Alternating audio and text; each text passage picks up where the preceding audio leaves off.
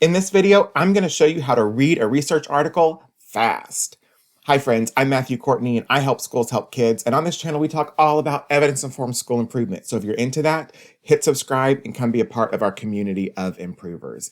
Now, I'm a practicing researcher. I also consult with schools and districts on research use all the time, and so I am constantly reading new research articles to get myself up to speed on the challenges of the schools that I'm working with.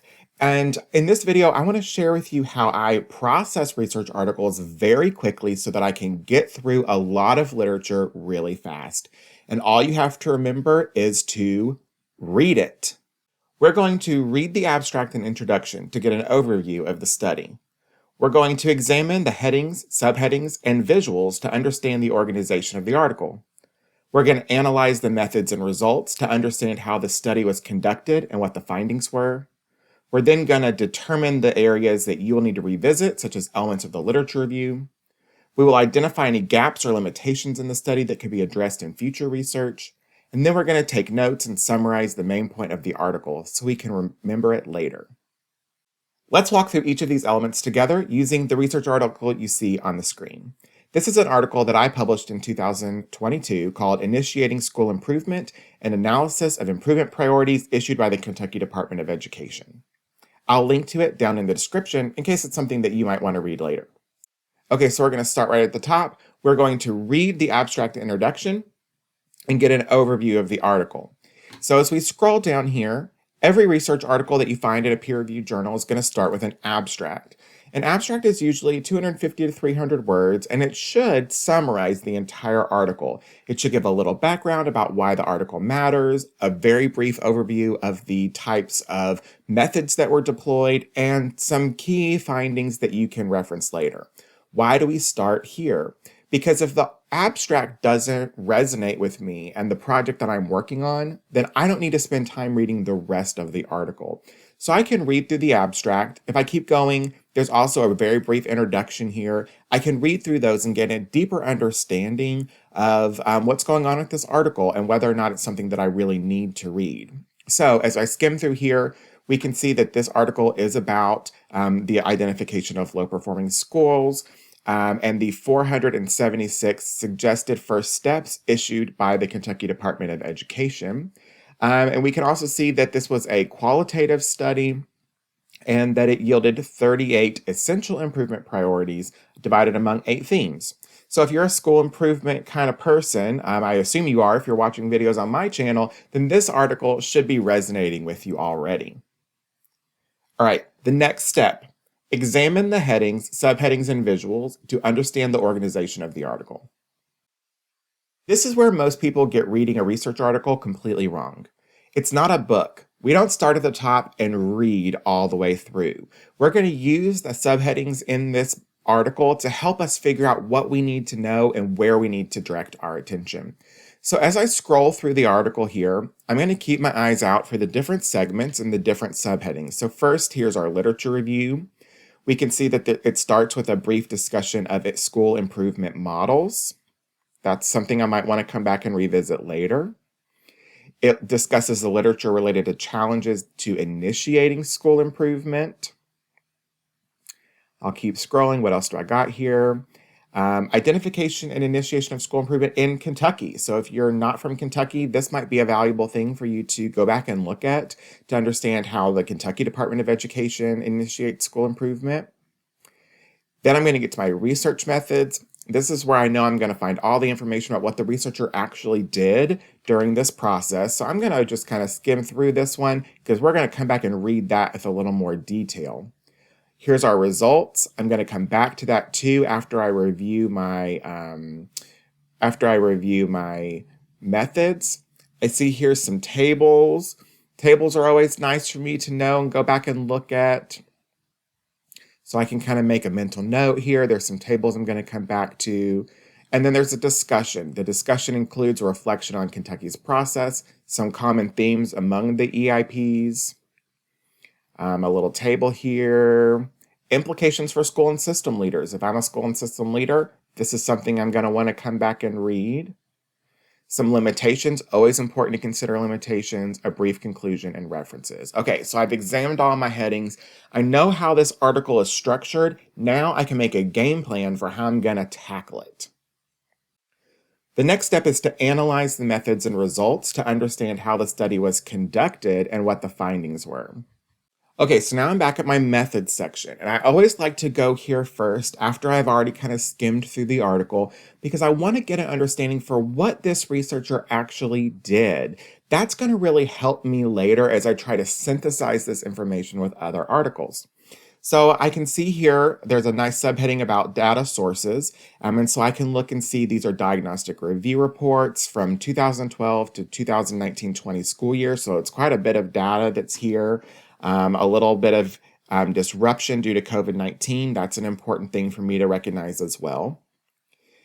We learned from the abstract that this is a qualitative article. So here's our qualitative coding protocol. This is how the researcher went through the process of sorting those improvement priorities out. So I can read here about that and sort of how they did that. That's important for me to understand. Instances with lengthy or multi-sentence improvement priorities. So again, there's more detail here about how the researcher, in this case myself, processed that information so that it could be turned into useful information by readers like you. And then here's some illustrations so I can see this is what an improvement priority might look like. That's helpful if I've never seen an improvement priority before. And then I'm going to get to my results section. So now I want to find out what is the actual outcome of this study. Why does it really matter? So I've got in my head, okay, here's what they did. Let's figure out what they found out. So this study included 476 improvement priorities issued through 134 school improvement audit reports. So a pretty good corpus of data here for this qualitative study. We find that 42.11% of the total list of EIPs are related to curriculum and instruction, followed by strategic planning and resource allocation and policy and governance. So that's some pretty useful information. The teams who are performing these audits are really focusing on curriculum and instruction, resource allocation, and then governance levels. So that's really interesting here.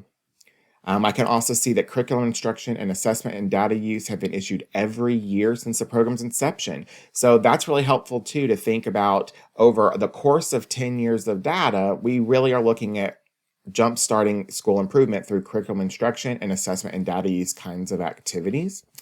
And then let's see, I can see some more tables here that break down some EIPs that have been issued every year. So these are sort of coming out as the most important essential improvement priorities because they're popping up for me every year, year after year after year. So that's an important piece for me to know as well. And then I'm going to spend some time going through these tables and really trying to understand the results. Because that's what matters to me most of all as a practitioner working to apply the results of research in my actual context, in my actual setting. I need to see what those results really were so that I can make an informed decision about what I'm going to do in my school. So after we spend some time with this, we're going to move on to the next step. Determine the areas you will need to revisit, such as elements of the literature review. So now that I've taken time to go through the whole thing and to understand the research methodology, to understand the results, next I need to think back to my initial scan of headings and subheadings and decide which of those do I need to revisit before I put this article away. So I live in Kentucky, so I'm probably not going to need to spend a lot of time with my subheading about how Kentucky initiates school improvement because I'm steeped in that work already. As a school improvement researcher, I probably don't need to spend a lot of time rereading the segment on school improvement models because I probably know what that's going to tell me already. As a practitioner, in this particular article, I definitely want to go to the end and I want to look at those limitations. I really want to look at those implications for school leaders because that's going to really help to fill my knowledge gap. And if I discover other knowledge gaps, maybe I'm reading through the results, I'm reading through the methods, and there's a piece or an element that I don't understand, I'm going to look elsewhere in the paper for the information I need to interpret that, usually in the literature review or the discussion. After a deep and thorough review, I'm going to identify any gaps or limitations in the study that could be addressed in future research. This is a really important step that I think a lot of people miss when they read a research article. We don't always think about it through a researcher's lens. And so, as a practitioner, being able to understand the limitations within a study, being able to find and identify those gaps, and kind of begin to tease those out is good for me for two main reasons. First, if I'm going to implement this in my school or in my district, I need to understand what those limitations are so that I can account for them in my implementation plan. If I don't account for those limitations, then I'm going to be less successful in implementing whatever it is that I've learned from this study. The second reason that it's so important is if there's limitations or gaps in the literature that I see here in this paper, before I make my decision, I'm going to go back to the research literature, back to my databases, and see if I can fill some of that gap on my own. See if other researchers have already done studies to fill some of these gaps. Because remember, as a practitioner seeking to apply research, I want to understand the full scope of the research itself. I want to understand all of those elements. And so no one paper is going to get me there by itself. I'm going to have to identify those gaps and then seek the literature that allows me to fill those gaps. Finally, I'm going to take notes and summarize the main points of the article. So if I'm reading a research article for the purpose of building my own knowledge and information, which is really the lens that we've taken here today, I always want to make sure that I've taken time to make some notes about that research article in my journal, in a Word document, wherever I keep my notes. This is a really important step because I don't want to have to read these research articles again later. If I can take time now, I can write the title of my article down in my journal and then kind of do that synthesis in my head, get that out of my head and onto the paper, then I'll have that synthesis when I need it later, and I won't have to revisit this journal article at a later date.